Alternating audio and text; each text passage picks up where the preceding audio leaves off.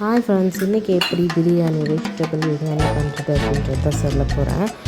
எப்படி வீட்டிலேயே தம் போட்டு நம்ம வெஜிடபிள் பிரியாணி பண்ணலான்றது தான். ஃபஸ்ட்டு எண்ணெய் ஊற்றிக்கோங்க.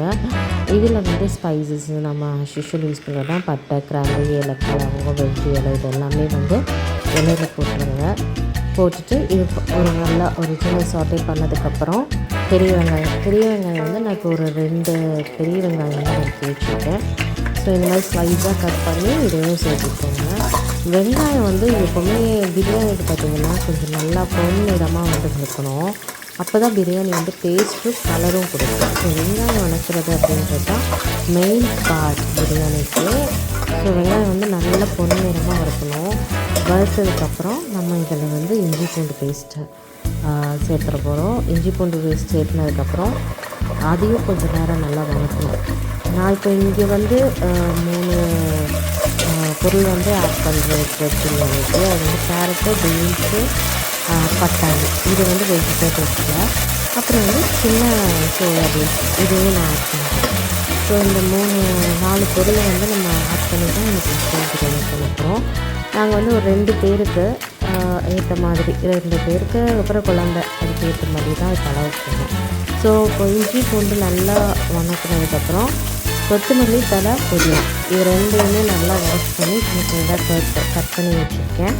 அதையும் நல்லா சேர்த்திட்டு ஒரு சின்ன தக்காளி, ஆப்பிள் தக்காளியாக இருந்தால் பரவாயில்ல, ஏன்னா நாட்டு தக்காளி பார்த்திங்கன்னா கொஞ்சம் புளிப்பு கிடைக்கலாம். ஸோ உங்கள்கிட்ட எது இருக்குதுன்னு பார்த்து அதுக்கு மாதிரி சேர்த்துக்குவாங்க. ஸோ இது கொஞ்சம் நல்லா வெந்ததுக்கப்புறம் நல்லா வதக்கி விட்டதுக்கப்புறம் நம்ம இதில் வந்து கொஞ்சம் தயிர், ஒரு 2 டீஸ்பூன் நான் வந்து தயிர் சேர்த்துக்கிறேன்.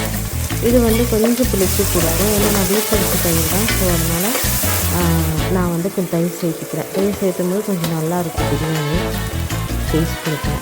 இதில் வந்து இப்போ வந்து மசாலா ஐட்டம்ஸ் 2 3 டீஸ்பூன் வந்து சின்னது. ஸோ அதுக்கேற்ற மாதிரி கொத்தமல்லி தழை, கொத்தமல்லி தூள், அப்புறம் காஷ்மீரி மிளகாய் தூள், அப்புறம் பிரியாணி மசாலா, இது 3மே ஆட் பண்ணியிருக்கேன்.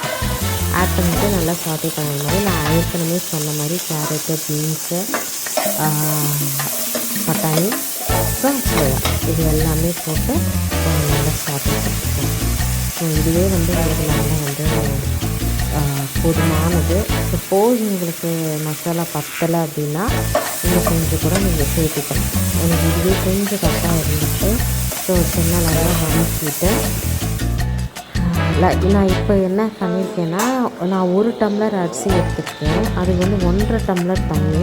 ஸோ நான் 1 டம்ளர் மட்டும் போட்டு ஃபஸ்ட்டு இந்த வெஜிடபிள் மட்டும் பண்ணிவிட்டு 1 டம்ளர் தண்ணி மட்டும் ஊற்றி வெஜிடபிளை குக் பண்ணியிருக்கேன். அதே மாதிரி அரிசி காமிச்சேன் பார்த்தீங்களா, அரிசி வந்து நான் வந்து சீரக சம்பா அரிசி தான் யூஸ் பண்ணுறேன். சீரக சம்பா அரிசி வந்து பார்த்திங்கன்னா நல்லா கழுவி இருக்கணும். நான் காமிச்சிருந்தேன், நீங்கள் பார்த்துருப்பீங்கன்னு நினைக்கிறேன். தண்ணி வந்து கழுவினதுக்கப்புறம் ஊற்றி வச்சிங்கன்னா அரிசி தெரியணும். அப்போ தான் அந்த அளவுக்கு நீங்கள் வந்து சீரக சம்பா அரிசியை வந்து கழுவி இருக்கணும். அப்போ தான் வந்து பிரியாணி வந்து நல்லா இருக்கும், இந்த பிசுப்பு தன்மை இல்லாமல் இருக்கும். ஸோ இதுக்கு வந்து 1 டம்ளர் அரிசிக்கு 1.5 டம்ளர் தண்ணி, இதுதான் கணக்கு. அதை ஊற்றிட்டு நான் வந்து மேலே வந்து கொஞ்சம் நெய் ஊற்றிட்டு ஒரே ஒரு பச்சை மிளகா போட்டு இந்த மாதிரி ஒன்றுமே நான் பண்ணல, ஜஸ்ட் ஒரு தட்டு போட்டு இந்த மாதிரி ஒரு வெயிட்டை வச்சுட்டு ஒரு 5 மினிட்ஸ் ஹையில் வச்சுக்கோங்க. 5 மினிட்ஸ் ஹையில் வச்சுட்டு சிம் பண்ணிடுங்க. ஒரு 10 மினிட்ஸ் சிம்மிலேயே இருக்கட்டும். சிம்மில் வச்சுட்டு ஆஃப் பண்ணிடுங்க. ஆஃப் பண்ணி ஒரு 10 மினிட்ஸ்க்கு அப்புறம் ஆஃப் பண்ணிவிட்டு ஒரு 5 மினிட்ஸ் விட்டுருங்க. அதுக்கப்புறம் ஓப்பன் பண்ணுங்க. மேலே இந்த மாதிரி ஒரு நல்ல பாருங்கள் எவ்வளோ அழகாக வந்திருக்கு, உதிரியாக அடி பிடிக்காமல் எவ்வளோ நல்லா வந்திருக்கு. டேஸ்ட்டு ரொம்ப அருமையாக இருந்துச்சு. பார்த்தீங்களா, இந்த மாதிரி பிரியாணி உங்களுக்கு ஃபர்ஸ்ட் டைம்லேயே உங்களால் இந்த மாதிரி பண்ண முடியும்.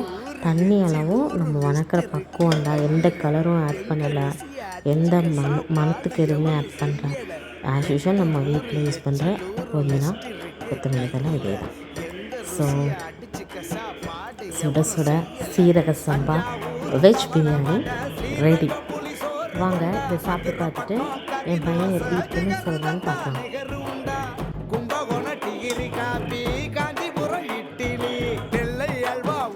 வரிக்கு தில்லை கத்திரி சட்டினி நாஞ்சில் நாட்டு மீன் எப்படி இருக்கு சார் சாப்பிட்டு பார்த்துட்டு